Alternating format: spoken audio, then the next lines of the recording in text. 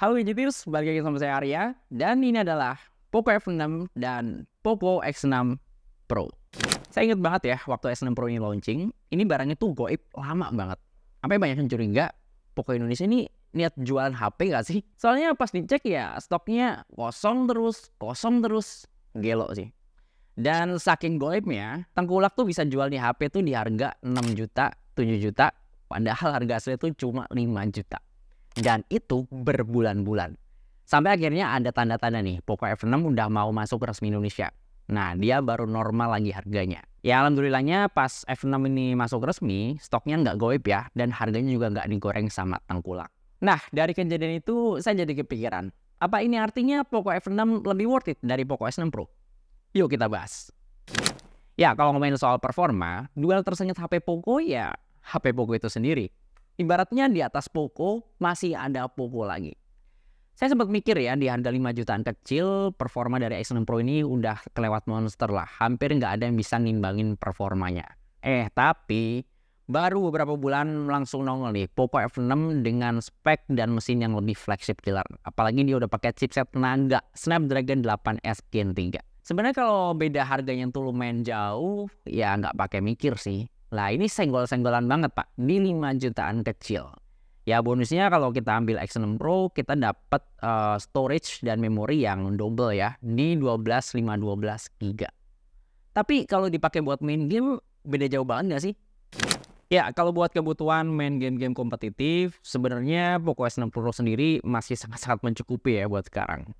Dia pakai Dimensity 8300 Ultra yang memang performanya tuh masih sangat-sangat imba di harga segini. Ya gimana gak imba sih, buat main Mobile Legends aja udah dapat settingan rata kanan di 120 fps ya. Itu pun dengan grafis yang paling cakep. Dan performanya tuh nyaris gak ada goyang meskipun saya pakai buat mabar itu sekitar 2-3 match nonstop. Itu masih sangat-sangat stabil dan nyaris gak ada frame drop. Ya kurang lebih sebenarnya pengalaman main game di Poco S6 Pro dengan Poco F6 ini masih mirip-mirip aja ya gitu ya. Meskipun Poco F6 sendiri udah pakai mesin yang lebih kencang, lebih powerful, dan arsitekturnya juga udah beda jauh lah dengan Dimensity 8300 Ultra yang ada di Poco S6 Pro ini. Tapi beberapa kali saya ngerasain ya, kalau layarnya Poco S6 Pro ini tuh kerasa lebih satset, terutama pas mainin hero-hero fast hand di Mobile Legends. Kayak baru towel dikit aja tombolnya, itu udah langsung eksekusi. Dan pas saya kepoin touch sampling rate-nya, ini HP emang kelewat tinggi sih angkanya. Itu di kisaran 480 sampai 500 Hz. Artinya sekitar 2 kali lipat lah untuk touch sampling rate di harga sekelasnya. Bahkan Poco F6 ya, yang harusnya lebih monster, dia tuh cuma dapat sekitar 240 sampai 300 Hz doang.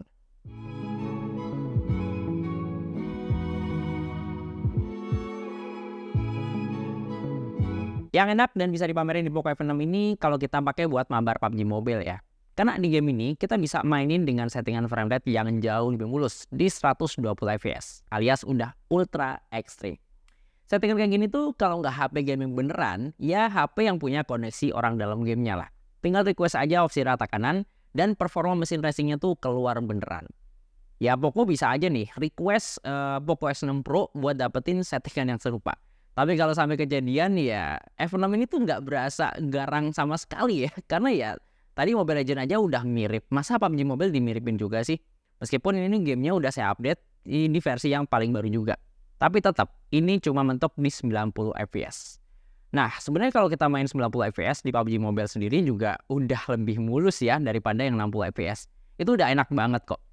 Ya paling perbedaannya tuh kalau kita pakai mode driving ya, kalau kita pakai kecepatan tinggi. Nah kalau main di 120 fps ini tuh memang kerasa lebih nyenengin di mata sih.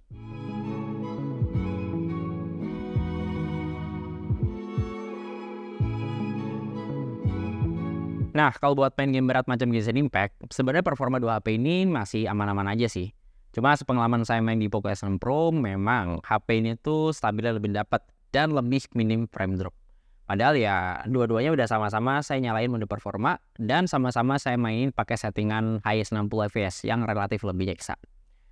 Untuk dapetin kestabilan yang mirip-mirip dengan S6 Pro ini, Poco F6 tuh harus nyalain mode boost ya di game boosternya. Jadi kalau nggak nyala, biasanya tuh suka kerasa deh ada frame drop tipis-tipis meskipun itu pas lagi nggak battle gitu. Kayak lagi jalan-jalan doang ya ngiterin map, itu tuh kadang ada frame drop yang ya lumayan ngeganggu lah secara pandangan.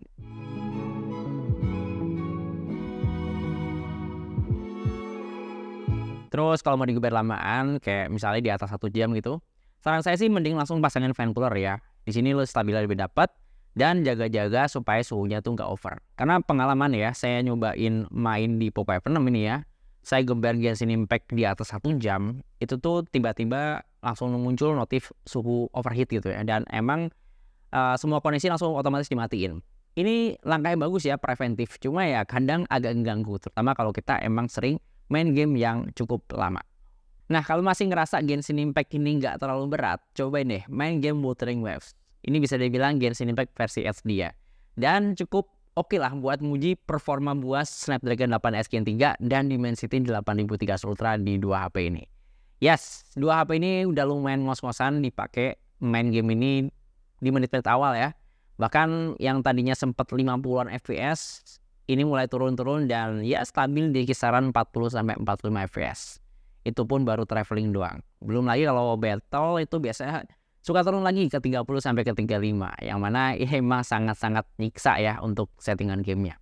Jadi kalau buat main seberat ini udahlah langsung aja pasang fan cooler. Stabil lebih dapat, suhunya tuh nggak terlalu over. Dan tipis-tipis bisa naikin performanya ya. Meskipun ya nggak stabil pas dipakai buat main Genshin Impact tanpa fan sekalipun.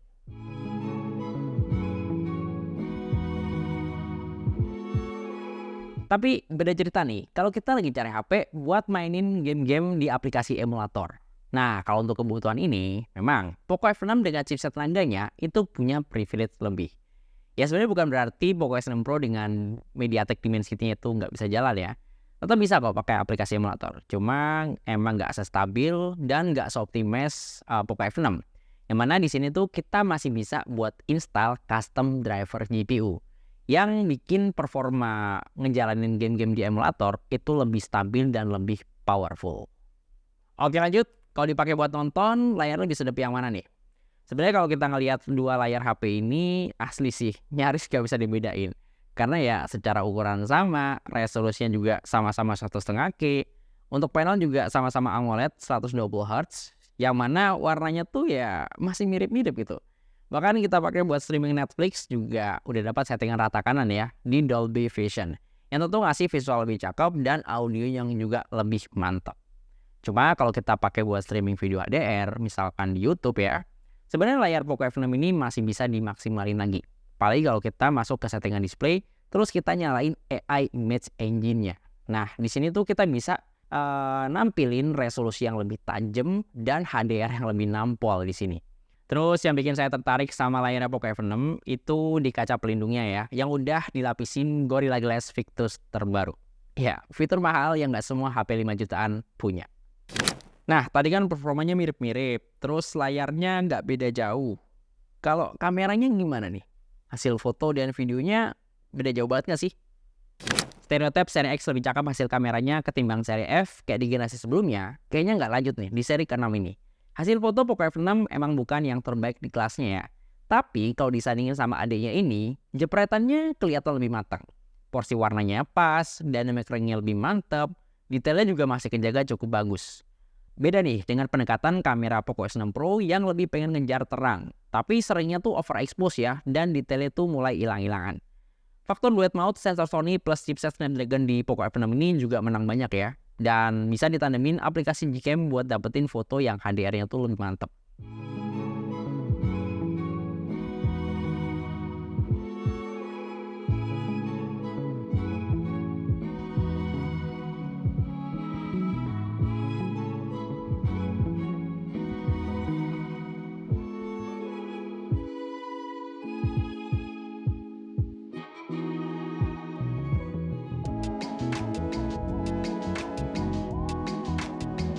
Kalau kamera selfie-nya, dua-duanya sebenarnya B aja sih.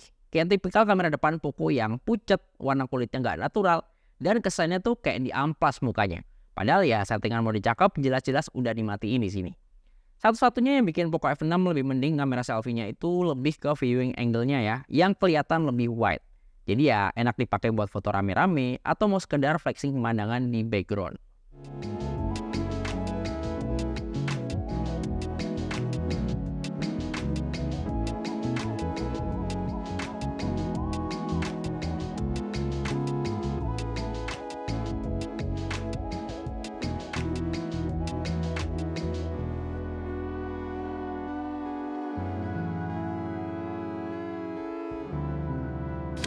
Ini kalau buat ngevlog ya, mau pakai X6 Pro dan F6 sebenarnya sama aja, karena bisa rekam mentok-mentok di Full HD 60 fps. Cuma kalau saya ngeliat sih muka saya kayak kelihatan lebih mentereng di X6 Pro ya ketimbang F6 yang cenderung lebih pucat dan lebih kusam. Kalau saya ke backlight, bentar, backlight yang mana? Lebih enak di sini tadi. Tadi dapat tuh backlightnya tuh di belakang ya. Nah, mirip-mirip sebenarnya sih ya. Kalau untuk mikrofon gimana nih? Suara saya lebih jelas kedengaran dari Poco X6 Pro atau Poco F6? Coba komen di bawah. Kalau untuk kamera video belakang, karakter warna Poco F6 ini juga lebih hidup ya. Kayak gojrengnya tuh masih dapet dan ada opsi buat ngerekam 4K yang lebih halus di 60 fps. Ya, di Poco X6 Pro itu memang bisa 4K, cuma mentok di 30 fps aja. Tapi untuk pindah-pindah lensa, Poco X6 Pro ini lebih luas sih. Kayak pindah dari ultrawide ke kamera utama dan balik lagi. Itu beneran pindah lensa ya, bukan cuma zoom in atau zoom out dari satu lensa doang. Sederhana, tapi Poco F6 nggak bisa.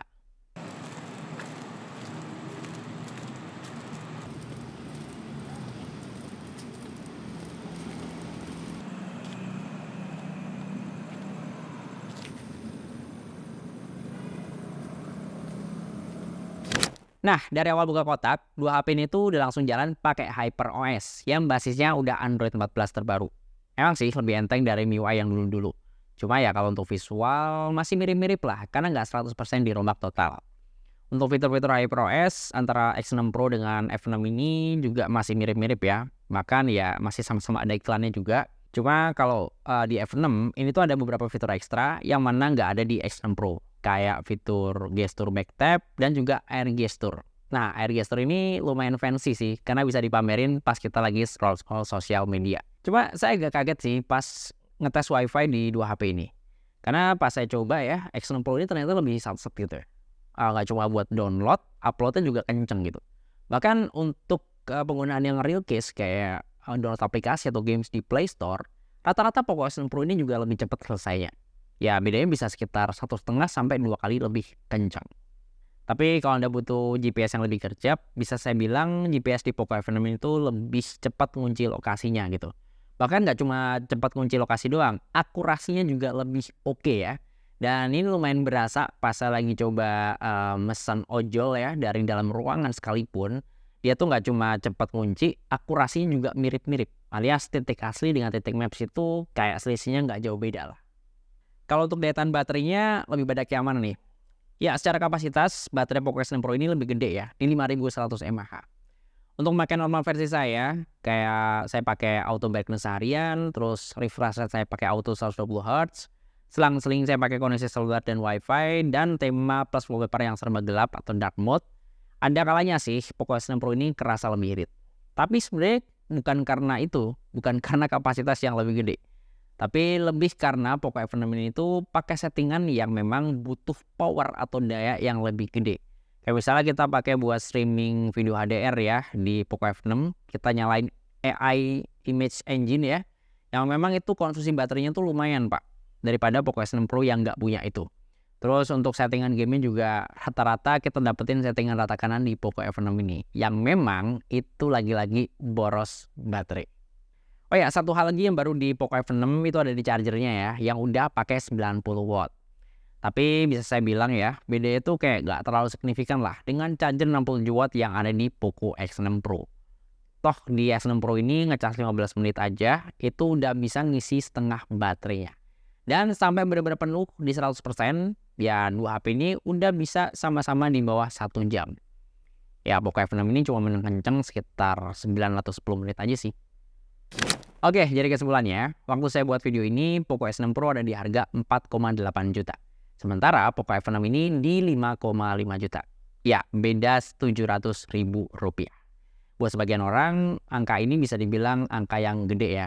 Tapi buat sebagian orang lainnya, 700 ribu itu bisa dibilang angka yang kecil juga. Nah, buat Anda yang anggap 700 ribu itu angka yang kecil, ya udah sih, menurut saya sih gas aja buat ambil Poco F6 sekalian. Toh beli HP ini kan bukan cuma buat setahun atau 2 tahun ke depan, alias bisa dipakai buat jangka panjang juga. Nah, kalau budget Anda tuh mentok di 5 juta dan sebelumnya udah keburu ambil Poco X6 Pro, ya udah sih, take it easy aja. Toh HP ini tuh masih cukup enak kok dipakai untuk 2 tahun, 3 tahun, bahkan 4 tahun ke depan kalau nggak rusak atau hilang. Oke, terima kasih udah nonton video ini sampai selesai, dan semoga video ini bisa ngasih referensi ya, terutama buat Anda yang masih bingung mau ambil Poco F6 atau Poco X6 Pro. Nah, untuk ngecek spek lengkap dan link pembelian kedua smartphone ini, seperti biasa, Anda bisa cek linknya di kolom deskripsi di bawah video ini. Ya, di sini saya Arya, dan di belakang kamera ada Tama. Sampai ketemu di video berikutnya.